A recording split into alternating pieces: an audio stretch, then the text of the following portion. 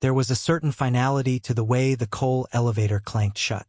It was 10:57 p.m. on a Thursday night when the crew descended into the belly of Claremont Mine #7, a skeletal, half-forgotten operation tucked into the folds of West Virginia's Monongahela Mountains. Most of the miners had long since fled to other trades or bigger cities, but a few held on, either out of pride, desperation, or the haunting pull of routine. Adrian Holt was one of them. He wasn't the oldest, but he'd been there longer than most. 38 years of breathing soot and whispering prayers into the mine's black lungs. He had wiry arms, weathered hands, and a face like wrinkled leather wrapped around tired eyes. Adrian was known for two things: never missing a shift and knowing every damn echo in the tunnels. So when he vanished, just disappeared, as if the walls swallowed him up, the other men didn't panic right away. That came later. It had been an unremarkable night. The shift leader, Buck Reynolds, tallied the crew before they descended. 8 men total.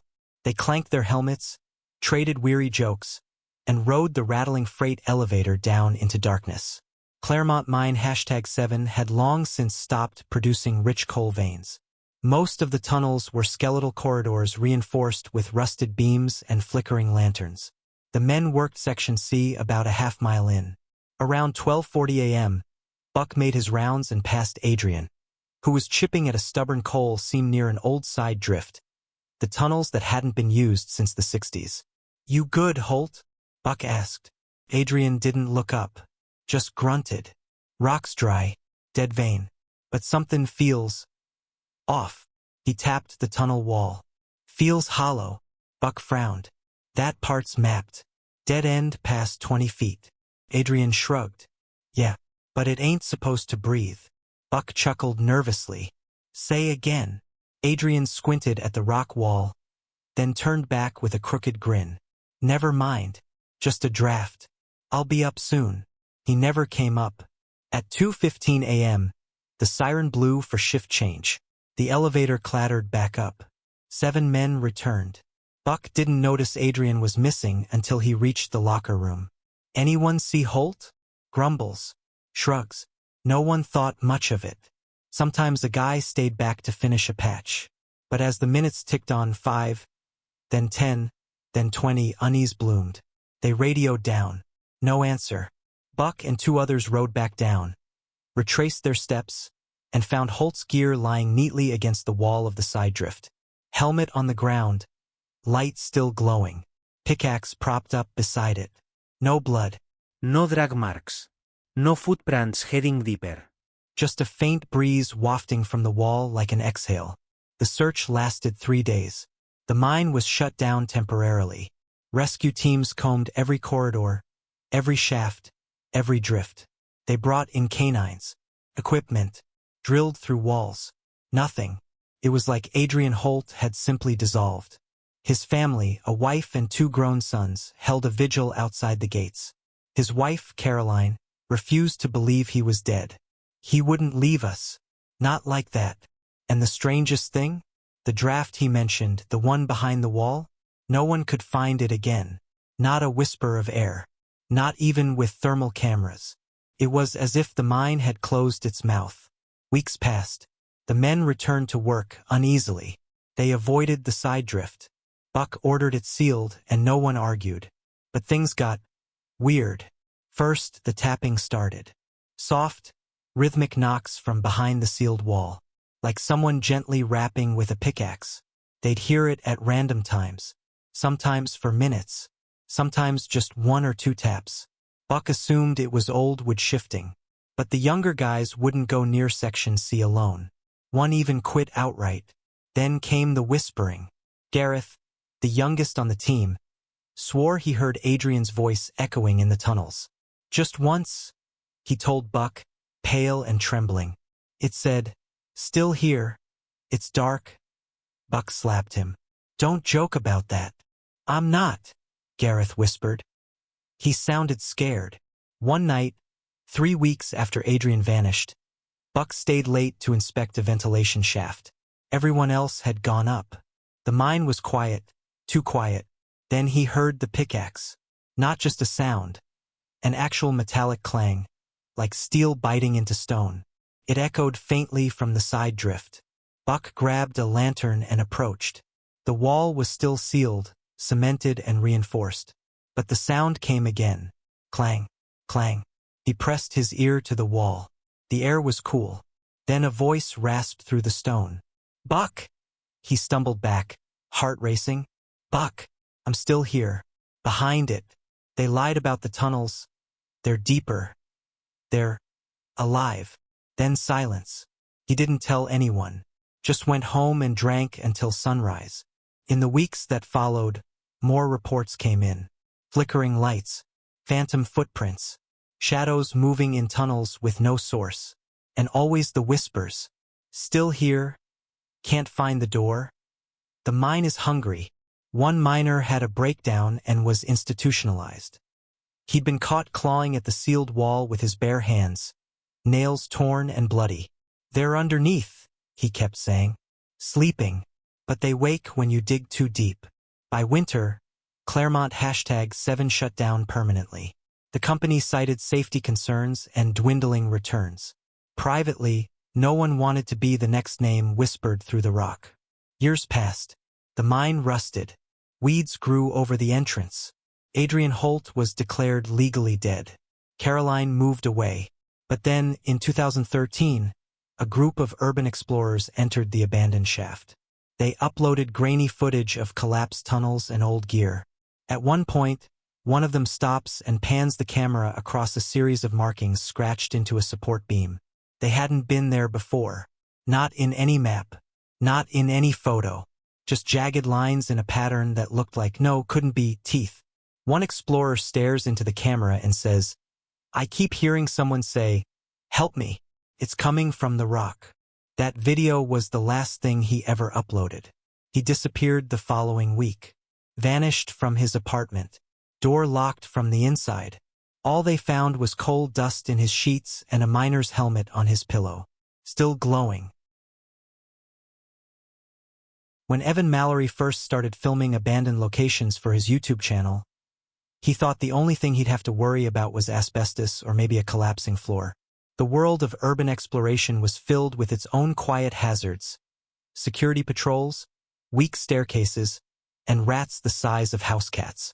But he never once considered that a place could want to be left alone. He never considered a place could remember you. The thumbnail for the video that would make him infamous, and eventually erase him, read, "Midnight in the Forgotten Hospital, real paranormal caught on tape?" It was clickbait, sure, but not entirely untrue. Evan had scouted out the location for weeks. Briarwood Medical Center, abandoned since 1973, was tucked between a fenced utility yard and a decrepit rail line on Chicago's South Side.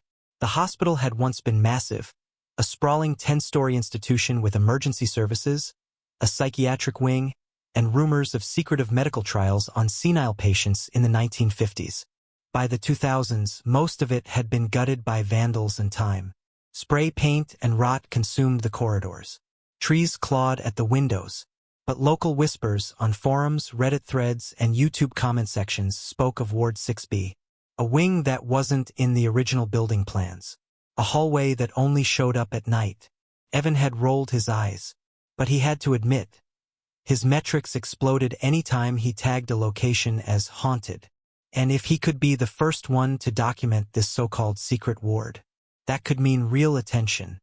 So on October 12, 2024, he went in. Alone. The footage begins normally. He enters through a side window and narrates in his usual tone. Jokey, confident, snarky. "All right, explorers, we're inside Briarwood. Smells like mold, regret, and piss. Let's go ghost hunting." He passes the old ER, cracked gurneys, and empty wheelchairs. The ceiling sags. Light flickers. Nothing out of the ordinary. Until around the 33-minute mark. He finds a corridor he doesn't recognize from the blueprints he'd studied. There's a rusted sign half fallen from the wall. Ward 6B. He chuckles nervously. "Okay. Now you're messing with me." He pans the flashlight down the hallway. It stretches impossibly long, longer than it should fit within the building's footprint. At the end is a door slightly ajar. On the wall next to it, an old, broken mirror. And that's where things go wrong. Later, investigators would play that part of the footage again and again. At the 34:2 mark, Evan walks past the mirror. But there's a woman in the reflection. She wears a thin hospital gown, bare feet.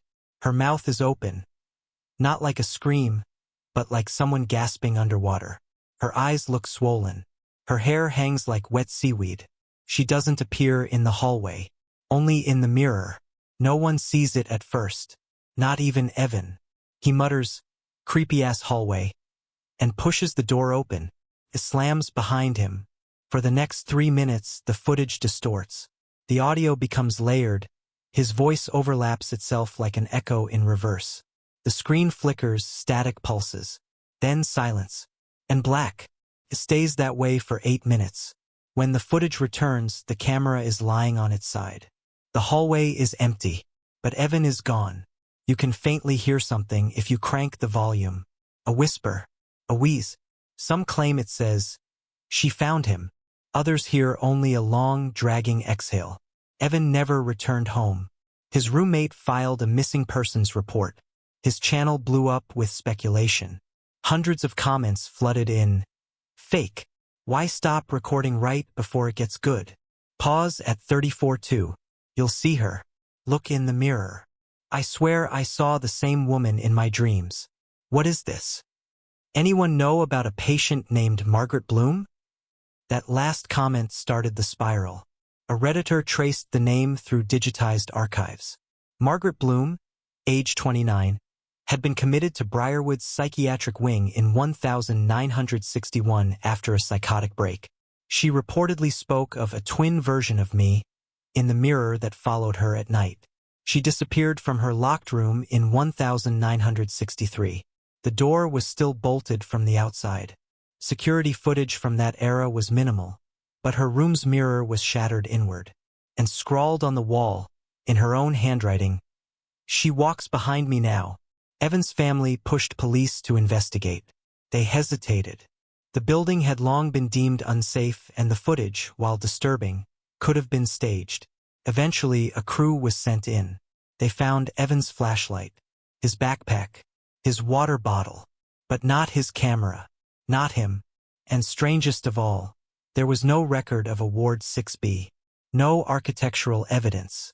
No construcción permits. The hallway simply didn't exist. They mapped the building end to end. It didn't fit. But here's the part no one can explain. The broken mirror? It was still there. And in it, under certain lighting conditions, you can faintly see a man's face. Pressed up against the glass from the inside. Mouth open. Eyes wide. Today, Evan's channel still sits online. His last video, titled Exploring Briarwood, The Truth About 6B, has over 9 million views. Comments still pour in. Some claim they can hear his voice whispering under the static. Some say the woman in the mirror smiles wider with each view. And some swear, if you watch the video at midnight and pause it just right, you can see another figure in the hallway. Not Evan. Not Margaret. Someone else. And they're closer to the camera than anyone should have been. The only surviving member of the group, Madison Greer, was found naked, frostbitten, and delirious on the edge of Wren's Hollow in early March of 2017. She was clutching a torn, waterlogged journal. Most of the pages were unreadable, smeared with ink and what some believed to be blood. But the last entry was scrawled in pencil on the inside cover, and it read, "It watches from the trees.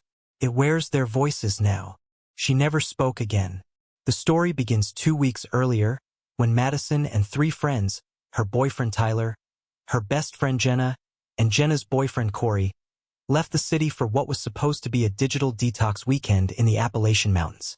Jenna had found a listing on an obscure cabin rental forum. No photos, just a name, The Nest. It was cheap and isolated, located miles beyond the last cell tower. Perfect for peace and quiet. They packed light. Sleeping bags, flashlights, dry goods, and a single paper map that showed the path cutting through Wren's Hollow. Locals in the nearby town of McCall warned them gently. "You don't want to head up there," said the old man at the gas station. Hollow ain't meant for visitors. Why not? Tyler had asked. The man just stared. Trees don't forget. They laughed it off. City kids always do. It was a 5-mile hike through Wren's Hollow to get to the cabin. The deeper they walked, the quieter it got. No Birdson. No wind. Even the snow seemed muffled, falling in slow motion. Madison noted the strangeness in her journal that first night. Feels like we're in a soundproof box. Trees so thick you can't see the sky. The silence is thick. Jenna says she keeps thinking someone's behind us. They reached the nest just before dark. The cabin was older than expected. Log walls, a tin roof, and a single locked chest inside marked, "Do not open." There was no fireplace. No generator. Just oil lamps and a cold wood stove. The first night passed uneventfully. They drank, played cards, and laughed about the warnings. But around 3:00 a.m., Madison woke to what she thought was Tyler whispering her name. Only he was asleep beside her. When she asked him the next morning, he swore he didn't wake up once. Jenna said the same thing, but Corey looked pale. He said he dreamt he was walking through the trees, barefoot, and something was following just behind him, whispering, "Come closer." He didn't sleep the next night. None of them did. The second night, things escalated. Around midnight, they heard knocking. Soft, rhythmic, coming from all 4 sides of the cabin at once. They opened the door. No footprints in the snow. But Tyler found something just beyond the tree line. An old Polaroid photo nailed to a stump. It showed 4 people standing in front of the cabin. 2 men, 2 women. Their faces had been scratched out. On the back, "We tried. It always finds you." They decided to leave at first light. But when they woke the next morning, the trail was gone. Literally gone. No path. No footprints. Just endless trees in every direction. Even the sun refused to rise above the hollow. The days blurred after that. Madison wrote frantically in her journal. Corey is losing it. Keeps screaming at the trees. Says they're listening. Jenna says she saw her mom outside last night. Her mom died in 2011. Tyler keeps going outside at night. Says he hears music. By day 5, Corey was gone. They found his jacket near the stump, torn down the middle like something had split it. No blood, just a single handprint burned into the bark. It was human-sized but had 6 fingers. That night, Jenna opened the locked chest. Inside were pages, dozens of them, journals, sketches, descriptions of things with antlers and teeth. One page stood out. "The hollow is alive. It grows people-shaped things. Don't answer the whispers. Don't follow their voices. Don't look at them." But by then it was too late. Jenna vanished the next night. Madison found her boots at the foot of the bed, still laced. Snow on the floor, but no open door, no broken window. She was just gone. The last days are mostly illegible in Madison's journal. But one entry, shaky, frantic, was scrawled in oversized letters. "Tyler smiles now, but it's not his smile. She must have escaped after that. Stumbled through the trees until the hollow let her out. Maybe it got bored. Maybe it was full. No one knows." The police found the cabin, just as she described it. But the nest had burned down years earlier, in 1998. In the ashes, they found that same locked chest, still intact. Inside was Madison's journal, and another Polaroid. This one was recent. It showed Madison, Tyler, Jenna, and Corey standing in front of the cabin. Their faces were scratched out.